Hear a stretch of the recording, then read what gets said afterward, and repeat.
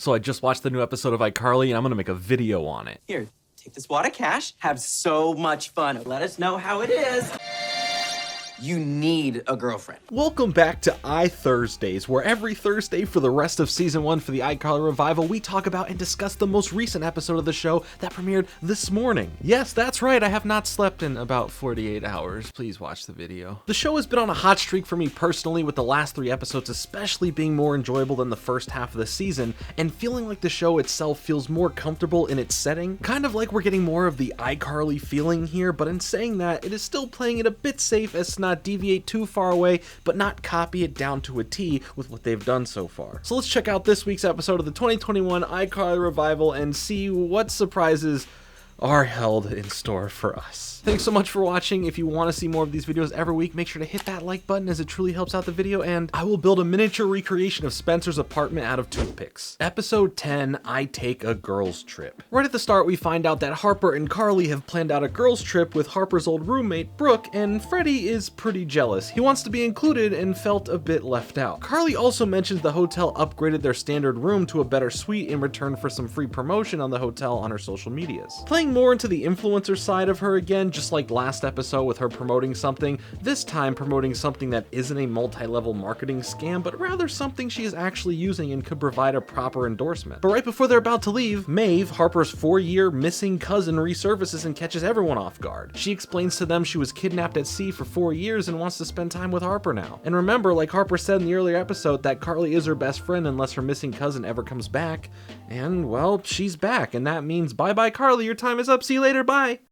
Nah, not really, but Harper decides to stay back and spend time with Maeve, and Brooke thinks her car got jacked and can't make it. And rather than going alone, she tells Freddie to pack his bags and he's going now with her. Upon arrival, they find out their upgraded room is the honeymoon suite, a very intimate and romantic room that Carly was going to call the lobby to get a different room so it wouldn't be awkward, but then Carly finds a drawer full of chocolate. Chocolate. Sweet, sweet chocolate.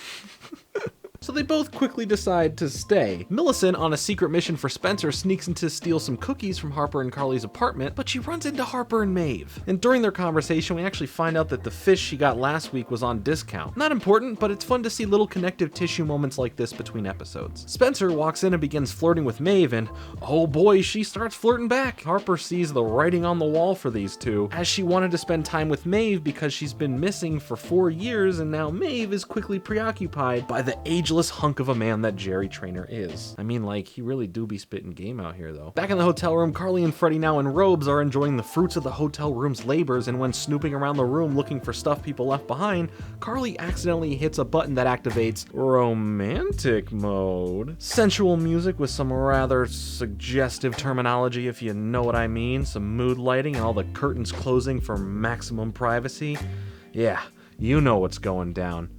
No, seriously, someone explain it to me what's about to happen. Is this what raves are? They both try and shrug everything that's happening off and not to make it awkward, but then Carly notices how nice the bed is, and before Freddie goes to sleep on the couch, she asks him to come feel how great and comfortable the bed truly is. So Freddie gets all up on it, and in it, following suit, Carly does the same. While both are making certain, pleasurable noises and saying some unfortunately suggestive terminology, glad no one hears this or they might think they are Brooke. Perfect timing. She actually ended up making it to the hotel after all, and her car wasn't stolen. She just forgot where she parked it. Classic mistake. She inquires about what they were doing and if she should give them their privacy, but they explain it isn't what she thinks it is. Which, yes, this was complete fan service creddy bait right here. You know, the whole will they, won't they thing. And for a moment, I was very surprised how far they were taking this gag, honestly, to the point I thought this episode was going to go in a different direction that the fans of the show have been guessing would happen at some point. Also, this episode truly pushes the scale into making the show a lot more adult than I thought they were willing to go. It's a bold strategy, Cotton. Let's see if it pays off for him. After convincing Brooke that nothing was going on, she quickly starts hitting on Freddie, who then reciprocates it right back at her. Carly, already feeling left out, as the third wheel on what was supposed to be a girls' trip. Back with Spencer and Maeve as they are having what seems like a date, Harper comes over with a bunch of mostly Paramount Blu-rays. Ooh, is that Mission Impossible Fallout? She starts feeling as if she's now the third wheel, as the two of them are getting rather cozy with one another, even recreating the famous Titanic moment. Near,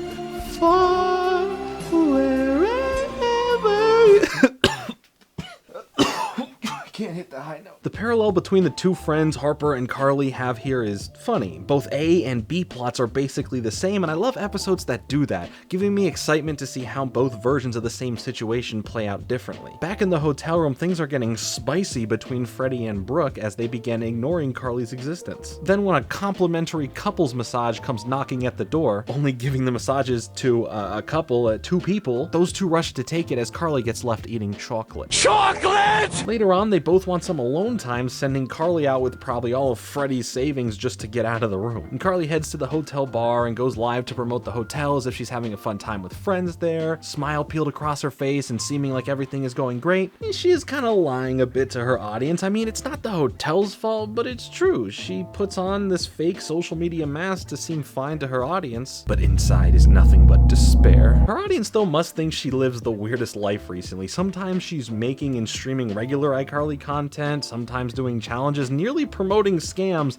and now faking having a fun girls trip. I don't know, it's just all over the place. Some may say it's a perfect way to describe the first season of the show this far. I do think though it has gotten significantly better, but I'll give my full thoughts on the show as a whole after the full season has ended. Carly and Harper speak on the phone for a virtual girls trip as they sip on some drinks and explain their respective third wheeling stories. Carly decides she doesn't want to just be a third wheel and wants to enjoy the girls trip and have a good time with everyone. She walks into the room, eyes covered in case a game of Twister is happening, but a different game is being played. Literally, they were just playing a game. Carly mentions she wants to be a part of what's going on, but thanks to, once again, unfortunate wording, Brooke says she'll be right back. Carly and Freddie discuss what's going on, and Freddie talks about how he hasn't had much luck since the divorces, and that he's sorry for detouring the girls trip. He does, however, say he did enjoy making out with her, and Carly says she wished she had got to make out with someone too. Then in walks Brooke in some lingerie, implying that she should make out with her, interpreting that all the weirdness between them this whole time has been implying that they want to have some fun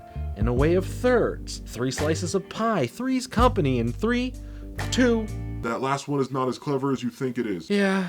You're right. Freddie was briefly into the idea, but Carly clearly wasn't, so they both explain that that's not what they've been implying. She understands and she leaves the room, while Carly and Freddie try not to make things awkward, and then right when the tension feels palpable again, they agree to Freddie getting his own room. So wait. If Freddie is getting his own room anyway, why can't he hang out with Brooke now in his room? It's not like anyone else was going to be staying with Carly, as Brooke said she's just going to head home. Man, Freddie down bad more and more each episode. Now, with everyone back home, they all head to Harper and Carly's apartment for brunch, where Harper brings up the best friend until her cousin returns thing again, and Maeve announces that she's going to be staying with Spencer at his place until she finds a place of her own to live, or until she finds love, while then dancing with Spencer in the kitchen, making it awkward for everyone else. So maybe now she'll be a new main cast member or a bit role cast member, or who knows, but I am interested to see where Spencer's arc with Maeve ends up going if they choose to continue it forward. It's Spencer's time for love now. Good for him. I'm happy for him. You go, Spencer. This by far, by a long shot, by the power of Grayskull,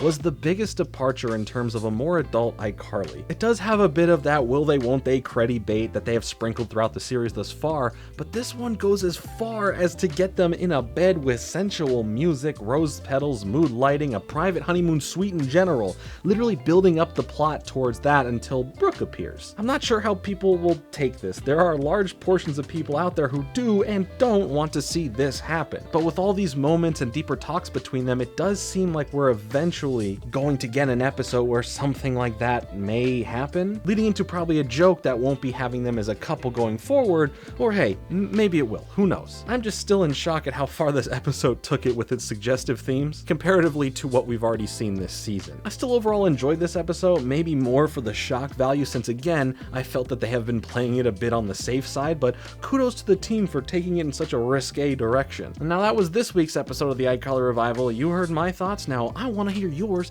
down below in the comments. Were you digging this episode? Were you not? Please feel free to share all that down below. I appreciate you all checking out this video. It means a lot to me that you choose to spend a few moments of your day here. Hit that like button if you want to see more videos like this, as it truly helps out the video. I'll be back every Thursday for the rest of season 1 of iCarly for iThursday, so I look forward to seeing you all back here next week. Subscribe to be a part of my journey through movies and television and how these films and shows affected my life in the past and present.